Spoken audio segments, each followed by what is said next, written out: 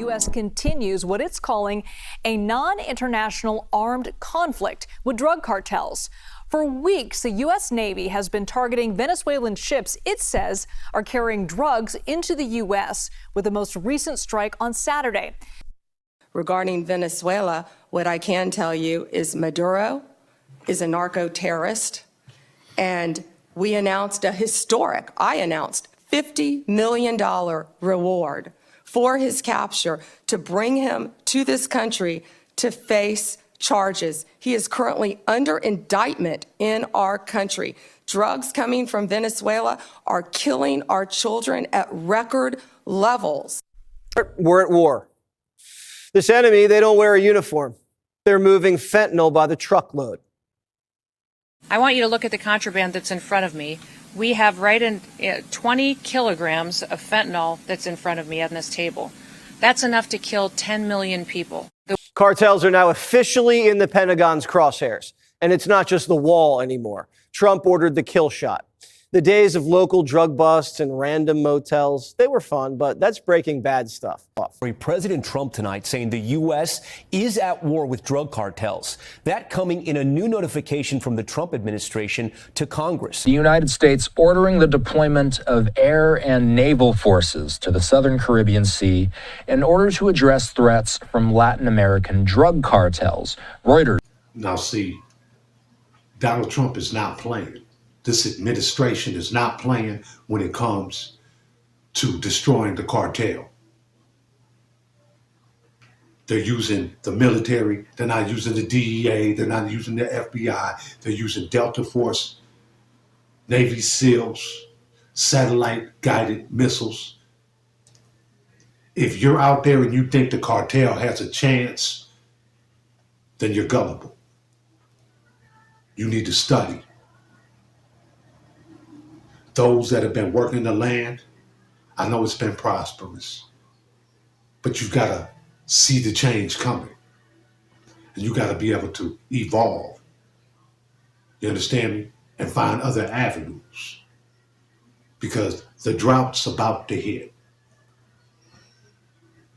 The American military, as we speak, have been bombing anything they think is bringing drugs into America.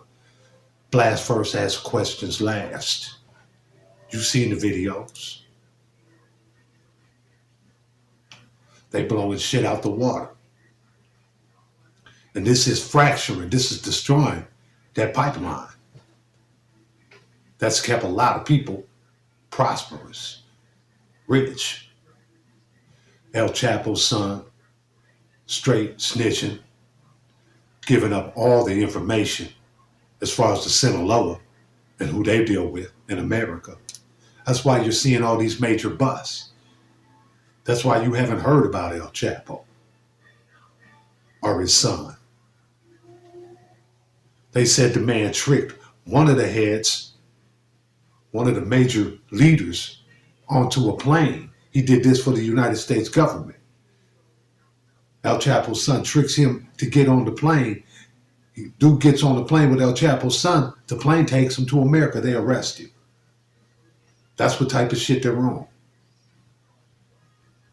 They're putting $50 million plus bounties on presidents of Latin countries that they feel support drug cartels.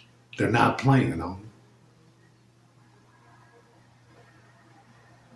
So for those out there that have been working the land, you need to find ways to take that money you've been making and put it into legal ventures.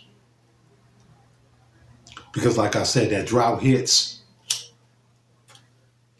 and I guarantee half of what you're making right now, that's what it's gonna look like. And there ain't gonna be nothing you can do about it. And then you're gonna have to realize the type of climate that's gonna create. Because now you've got a fractured supply line, you've got a drought. The cats that are really doing it are only making half of what they were making. And the cats that were making half of that are making anything. That's when the robberies start. That's when the crime rate goes up. So unless you want to be involved in the fuckery, the repercussions of this war. Because trust me, within the next 2 years, the drug cartel is going to be about 45% of what it was. You understand me? They're not looking to put these dudes behind bars anymore. They practicing, playing target practice with these dudes. Probably testing out new drones, new weapons. And I'm telling you, most of the weaponry that the cartel has, they got from America. It's not like they're sitting over there and they're really beasts. They're beasts to the local citizens, to the local population who doesn't have firearms, who are just trying to live peaceful. Yeah, they rolling looking like G's, gang lords. But when it comes to the U.S. military, come on. Stop playing. This is serious when it comes to the street level. And those that are not paying attention to it, you know, them are the gullible ones. Them are the ones we call the sleepers. If you thought this was the war on drugs of the 80s and 90s, yeah, nah. That was a game. That was for presidencies. That was for votes. That was a facade. This right here, they're making bodies. Forget collecting this stuff. We're just going to destroy you with it. If we think there's a warehouse and you're stashing it in that warehouse, we're bombing the warehouse. We're not surrounding the warehouse and telling you to come out with your hands up. It's a new game. And you got to understand the American military is the most savage machine, killing machine on this planet in the history of mankind. So prepare yourself. Like I said, start looking into other ways to make money because you're going to need something to fall back on.